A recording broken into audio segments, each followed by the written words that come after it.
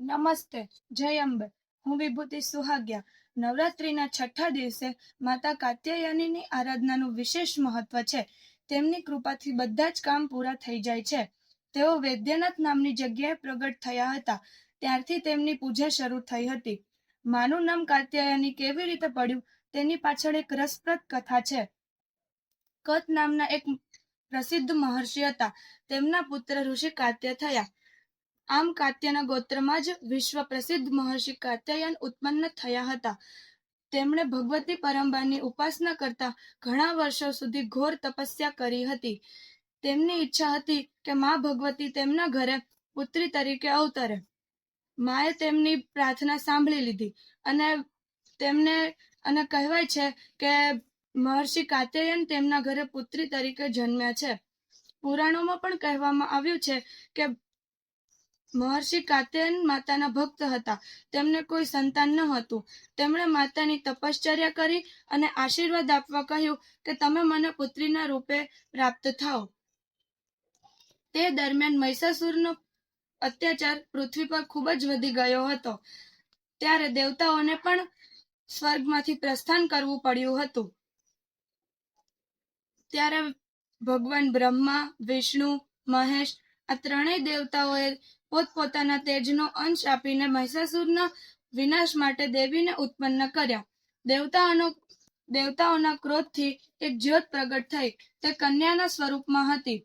તે તેજ એટલે ઋષિ કાત્યાયનની પુત્રી. ઋષિને ખબર હતી કે વરદાનને કારણે માતા તેમના ઘરે પુત્રીના તરીકે જન્મ્યા છે અને અશ્વિન શુક્લા ચતુર્દશીના દિવસે જન્મ લઈને સપ્તમી, અષ્ટમી અને નવમી તિથિ પર આ 3 દિવસ મહર્ષિ કાત્યાયનની પૂજા ગ્રહણ કરી અને દશમીના દિવસે મહિષાસુરનો અંત કર્યો. દેવીનો પ્રાગટ્યનો મૂળ હેતુ મહિષાસુરનો અંત હતો. અશ્વિન શુક્લા નવમી તિથિ પર ઋષિ દ્વારા પૂજા કર્યા પછી તેમણે કહ્યું હતું કે તેમનું અવતરણ મહિષાસુરના અંત માટે થયું હતું. મા કાત્યાયનીએ દેવતાઓની પ્રાર્થના સાંભળીને મહિષાસુર સાથે યુદ્ધ કર્યું અને યુદ્ધ કરતા કરતા માતા થાકી ગયા હતા.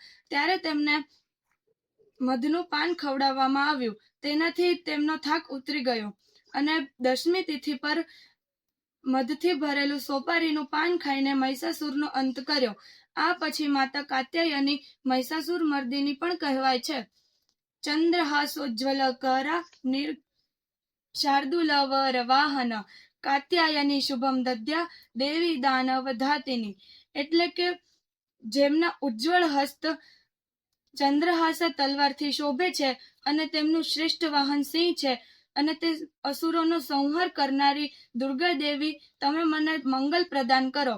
સુસજ્જિત આભામંડળ યુક્ત દેવી માતાનું સ્વરૂપ અત્યંત તેજોમય અને મનમોહક છે અને તેમને 4 ભુજાઓ છે. એક હાથમાં પદ્મ એટલે કે કમળ ધારણ કરેલું છે અને બીજા હાથમાં ચંદ્રહાસા નામની તલવાર ધારણ કરેલી છે. ત્રીજો અને ચોથો હાથ વરદ મુદ્રા અને અભય મુદ્રામાં છે.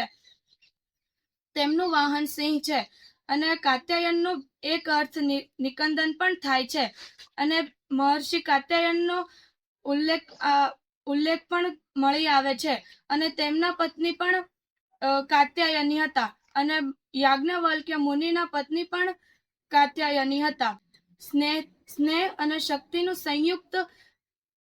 સંયુક્ત સ્વરૂપમાં માતા કાત્યાયનીની આપના અને આપના પરિવારમાં તેમની કૃપા સદાય બની રહે તેવી શુભેચ્છાઓ.